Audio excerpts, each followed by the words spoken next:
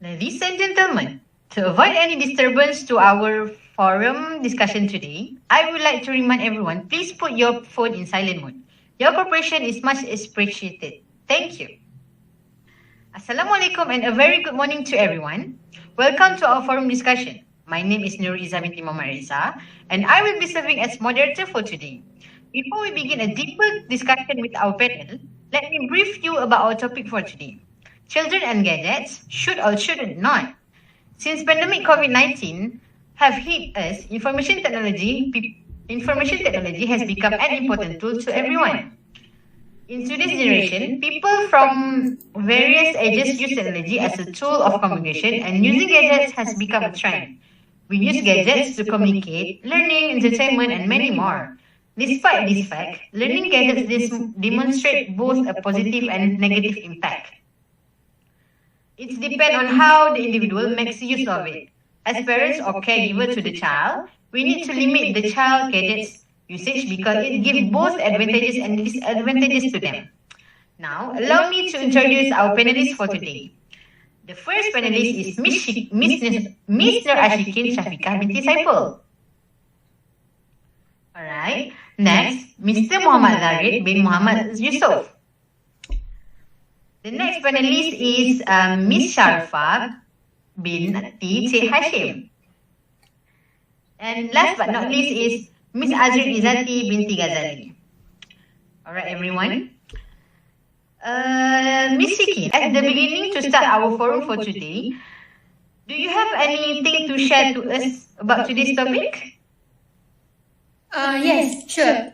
Thank you, Ms. Moderator. The ability to communicate and access information through digital technology is referred to as being digital literate, and it is necessary for people to live, learn, and work in this 21st century. It is important for everyone to learn at least basic technology skills. When I mention everyone, that means children are also included. To familiarize them with technology, they should be exposed to it. There is a possibility of becoming digital illiterate if they do not learn how to use technology from a young age. We cannot ignore the fact that some people are still unable to use even the most basic computer function. Children who are exposed to this skill can benefit from it in the future, whether in their study life or work life, as both of these situations require digital literacy skills to fulfill certain tasks. As stated in Indeed, since technologies are everywhere, understanding the basics of how they work and how to use the technology allows you to become more efficient and effective in your personal and professional life. For that reason, I encourage parents to give their kids with gadgets. I hand our discussion back to you, Ms. Moderator.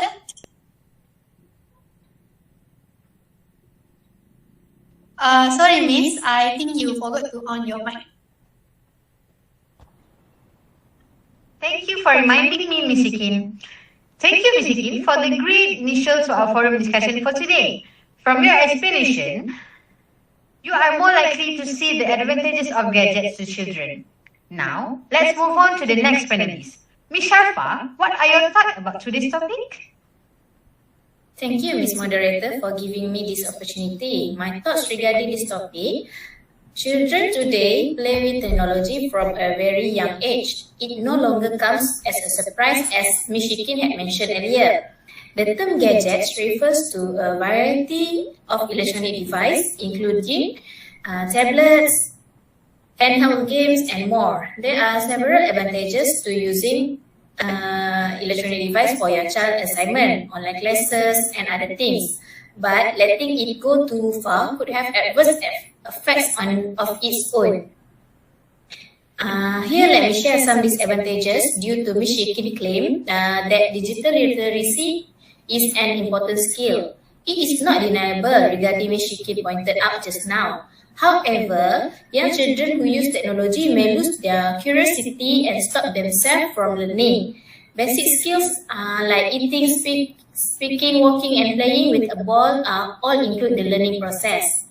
Kids that are not Kids that are into gadgets could not be doing enough outdoor activities. It is crucial that they spend as much time as possible outside discovering new things. Let's move back to you, Ms. Moderator. Thank you. It's very kind of you, Miss Sharfa. Seems like you have an opposite view from Miss Shikin. That is fine. Miss Azrin, looks like you have something to say on today's topic. Please share some of your opinion, Miss Azrin. Yes, Assalamualaikum everyone, and thank you Miss Iza as our lovely moderator for this forum, and everyone for having me as one of the panelists here. And my first point to support this argument that children should be exposed to gadgets is I will be focusing on the perspective of how gadgets can boost children's development. One of those is gadgets can help to improve kids' languages and speaking skills. This is because with the use of gadgets and technologies, children will be exposed to many applications and platforms that enable them to improve their languages and speaking skills.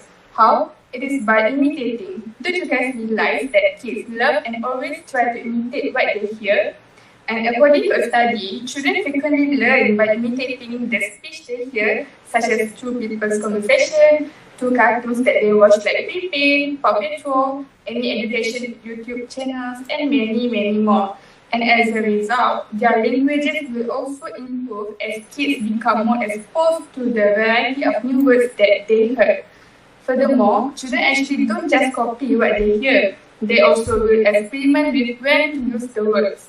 For example, when they see pretty clothes, they don't use the term delicious to describe the clothes is pretty, isn't it?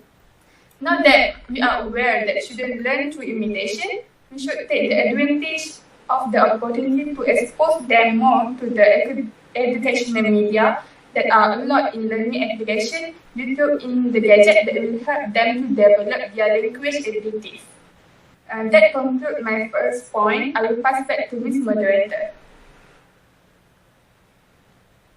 Thank you, Miss Azrin, for your opinion regarding today's topic. I agree that gadgets can help our children to improve languages and speaking skills, but actually, it's not in all circumstances. It's actually depending on how the children use the gadgets. I would like to add some more sharing into this topic. On the other hand, gadgets can cause speech delay, or in another word, we call it as alalia. Speech delay or alalia refers to the ideas that are expressed through words and phrases that are hard to understand. Researchers discovered through the use of screening tools that children who spend more time on electronic games, smartphone tablets, and other portable devices are more likely to experience expressive speech delays. Besides that, the right way for the children to learn speaking or talking is by communication and interacting with others. For instance, if you are traveling with your children and you give them gadgets to attract them, they automatically will focus more on the screen rather than talking to you. Other than that, if there are no gadgets with them and we talk to our children, then parents and children will have a conversation by that way. By that way, they will learn how to speak and interact with people. Other than that, this way can avoid speech delay. How about you, Mr. Zari? Is there anything you want to share about today's topic? Thank you, Miss Moderator. I'm so glad to be one of the guests here. So based on today's topic, I can directly state that mobile phone is not good for children because the age of students is a kind of play age. While they are concentrating on their lessons, their minds go to gaming station and mobile phones. Nowadays, I see a lot of students being distracted by their cell phones. So what will happen to students who have their own cell phones? They will simply try to play the games. The variety of games is unlimited, and this includes the genre of wars or fights. Games like PUBG can contribute to violence and war, as happens at Al Noor Mosque in Riccarton, New Zealand on March 15, 2019. We can clearly see all the movement and the way they are done is the same as in the PUBG. So we don't want this to happen to our child's mind one day. In addition, according to a study Gentle ETL 2002 An increase in the number of hours of use of gadgets or video games has also been causing a decline in subjects' grades. This will directly interfere with the growth of the child's minds. Children were found to spend a lot of time watching television and playing games. The result of the study also raised concerns of educators and research regarding electronic media following the existence of evidence of the extension of traditional play activities that actually provides many benefits to children in terms of cognitive, emotional, social, moral, and physical. Therefore, do not let our traditional play be swallowed up by the times. So for us, everything has certain limits. Their studies and other useful activity will be destroyed by cell phones. But if they play the games once in a while, then it's okay. Thank you, Ms. Moderator. Thank you, Mr. Zari. Amazing sharing from him just now. Mr. Zari directly said that mobile phone is not good for pre-children because the age of student is a kind of play age. I do agree with your point, Mr. Zari. Children love to play, and if we give them gadgets, they will be attracted to video games on their smartphones. If parents are not monitoring their child usage of gadgets, it will lead to game addiction. Game addiction can be seen when people play games straight away up to 4 hours, and they will be angry if they don't get to play the games. Furthermore, as a way to express their displeasure, youngsters or children who are overly engrossed in video games may act aggressively by yelling, rebelling, or acting angry. These kids readily mimic the behavior of the video game's characters and apply it to their parents and other family members. Other than that, other than the incident that Mr. Zarek mentioned just now, there is another incident that happened because of addiction to video games. It is an accident that happened in Columbine High School in America on 20 April 1999. In the murder case, 2 teenagers entered Columbine High School with fully armed and shot 12 students and teacher to death. After investigation, the police discovered that the teenager had played the first-person shooter games for thousands of hours. These children or youngsters engages in violent behavior in real life due to his obsessiveness in playing video games. Therefore, it is very important for the parents to monitor and control their children's gadget usage. Ms. Shikin, do you have anything to add? Apologize, Mrs. Zare. As for me, I disagree with your point. It is not wrong for children to play games, as playing games are also part of learning and not all games give bad influence. This is because gameplay is not only about having fun. Hence, games with level up features motivate and excite kids to achieve their goals. They will also carry out this mentality in daily life. For example, they are aware that if they want something, they must strive for it until they succeed. Additionally, these kids' problem-solving skills can be developed through playing games. Research by American Psychological Association revealed that children's problem-solving skills and academic performance both increase when they play strategy-based games. This is because they learn to think on their own feet and strategize in fictional environment before applying them to the real world. Many teachers have applied game playing in learning to make the child interested in the learning process. Besides that, if the learning technique is entertaining, the kids are more likely to retain the information. According to research published in Frontiers in Psychology, Kahoot, a popular multiple choice question, helps students develop a positive attitude toward learning and raise their academic performance. Thank you, Ms. Moderator. I'm passing back to you. Great explanation from Ms. Shikin just now. It's again Mr. Zarek, but that's fine. Everyone has their own opinion for a certain topic. Ms. Shafa, do you have any particular views on what has been said by Ms. Shikin? Yes, Miss Moderator. My point of view is that overuse of device or children addicted to technology gadgets like tablet, laptops, computers, smartphone, video games may reduce students' self-motivation, ability, and interest in learning. A child brains may be badly impacted by too many gadgets, according to studies. Thank you, Miss Moderator. Thank you, Ms. Sharpa, for your views on this topic. Ms. Azmi, I agree with what Ms. Sharpa said just now. Thank you, Ms. Moderator. I disagree with Ms. Sharfa. I get your point, Ms. Sharfa, but let's not just focus on the negative side, and let's look at the positive side of the gadget to children. I will then proceed with my opinion that opposed to Sharfa's point, that for my opinion and research finding, gadget can actually enhance the kids' interest in learning more. Back in the old days, books used to be the items that they commonly associated with learning. However, it can be boring and wordy for young children.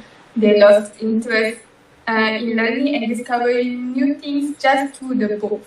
But then, without a doubt, technology and gadgets are able to encourage kids' engagement with the material they are learning. How? Compared to the boring wordy books, learning through visual materials that include graphics, vibrant characters in videos, and interesting learning methods will aid children in remembering information more clearly and effectively.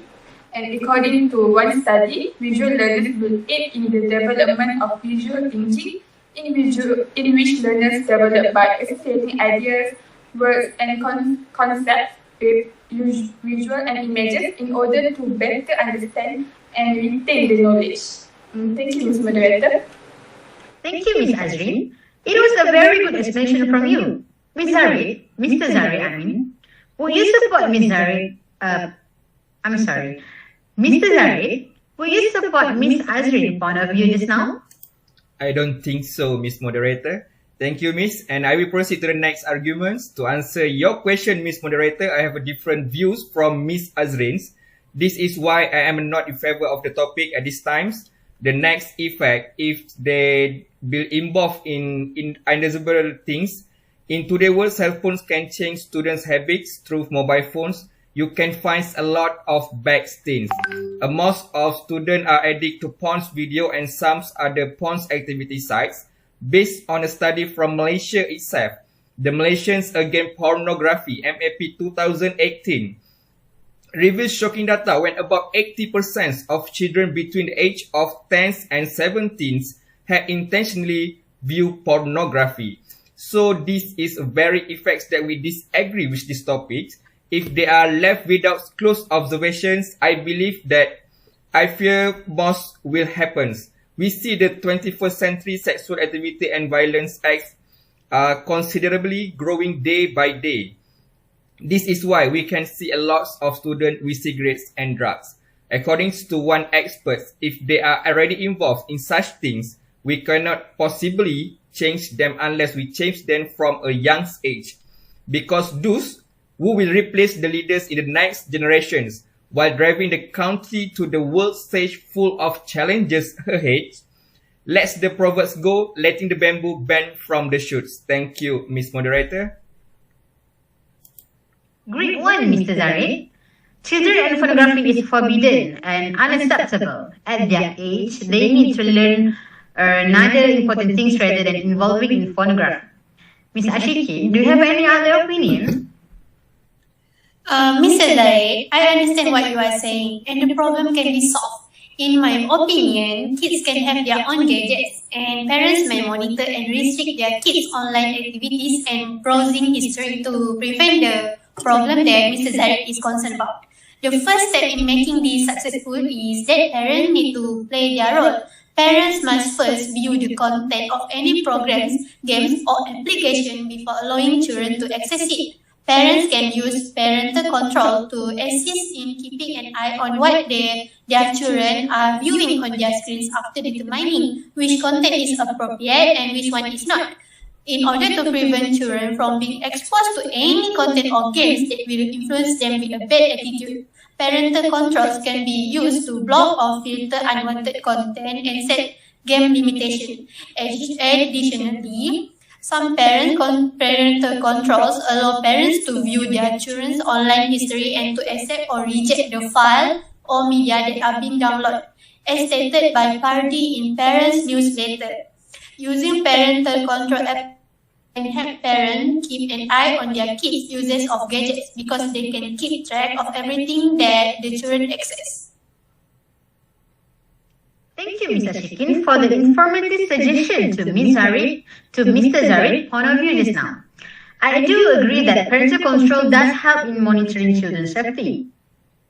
Sometimes, the parental control features are already built on the device or on the application itself. For example, for iOS users, the manufacturer has provided parental control features. It is called iPhone Parental Control. The function is to restrict certain content and application and set screen time limits. Hence, parents will have to set up the features in the device. Moreover, if the devices don't have the parental control features, parents may download software that provides the feature. Besides that, the vast majority of parents worry about the kind of internet experience their teen might have. Approximately 2/3 of parents of teenagers say they are concerned about their child spending too much time in front of devices. 1/3 of them being very concerned. Therefore, with the existence of these features, parents can monitor their children's online activities. Ms. Azrin, is there anything you want to highlight regarding to this topic?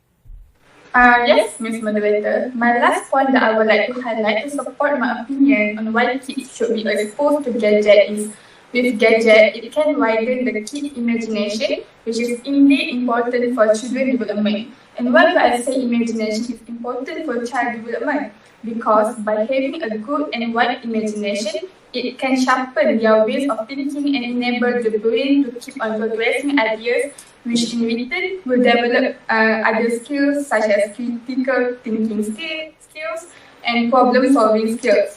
And this can be referred to the article Parent Circle by Flora Scarinati, in which she stated that kids will imagine a world without physical limits as they play, and the kids will create visual images that allow them to freely explore concepts and ideas and enable them to develop fresh ideas and solutions as their critical thinking and problem-solving skills will be expanded through the process. I think that's all from me, Ms. Moderator. Thank you, Ms. Azrin. Ms. Sharfa, is there anything you would like to comment or add for today's topic? Yes, of course, Ms. Moderator. Excessive gadgets use can lead to poor health, a sedentary lifestyle, and bad eating habits. Children who are addicted to technology or video games may overlook eating meals on time. Other major factors contributing to gadget addiction include diabetes, obesity, digestive issues, and others. Next, children who rely their playing time in front of screen rather than outside the playground are less likely to burn calories. 1 in 3 US children is obese, which may lead to complications such as diabetes, heart attack, and stroke. The Parent Zone encourages parents to expose their kids more into physical activity. Last but not least, children who are addicted to computer games are more likely to develop eye problems as they grow. Good eyesight largely depends upon staring at objects that are very close to you, such as objects in front of you on TV or in front of eye display. So in my conclusion regarding this topic, children may get addicted to gadgets, but banning them is not the solution. Make some rules and limit to use them to make them feel more comfortable to use gadgets. Some experts are still positive about the rise of technology in our modern day life. Parents must protect their children and introduce a new habit of playing outdoors. That's all from me. Back to you, Ms. Moderator. Thank you. Thank you, Ms. Sharfa. Mr. Zarid, do you have anything to add or comment? Yes, Ms. Moderator, this is another important drawback for students who own cell phones. Before the invention of the telephones and other modern technologies, students regularly visited their families. Students now spend their free times on their mobile device, either playing games or sending messages to friends. They are unaware of the value that family holds in their life. Family system theory can be used to guide conversations between parents and children about social media and technology issues. The family functions to emphasize the relationship between parents and child. It describes the complex communications that take place in the family. Family system theory states that family members strive to maintain balance in relationship with each other and are able to maintain family functioning. If parents use open form of communication with children, they can influence children's adjustments, create a positive atmosphere and understandings, and their developments will be healthier. Adaptations occur in families when children are seen using social media are more frequently. Spending time with family is one of the most important things for everyone, and we can learn more good things when we are free to talk to our family. So parents, at the very least, brings your kids along over dinner and eat together at one table. Family chains are very important and try to understand them. Thank you.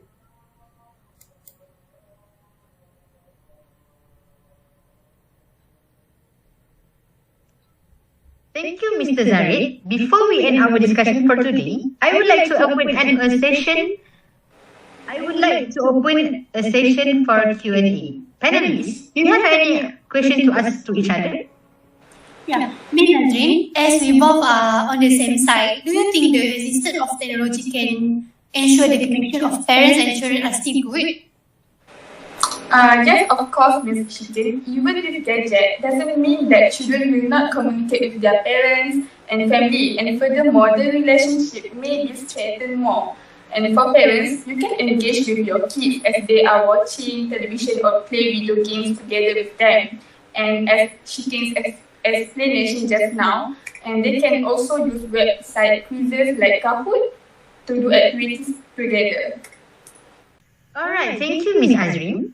Mr. Zari, just now you mentioned all the negative sides about children and gadgets. In your opinion, what do you think parents can do to overcome this problem?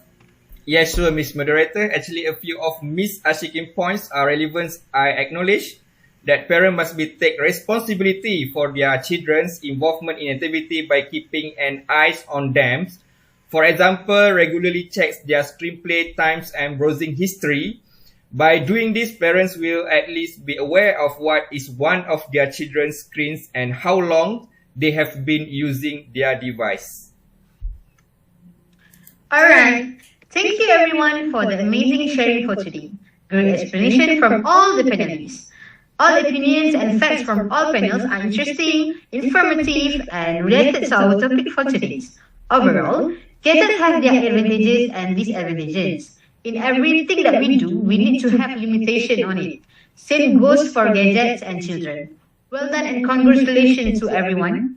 I represent the organizer would like to say a million of thanks for the participation for today. See you guys again in the next event. Assalamualaikum warahmatullahi wabarakatuh.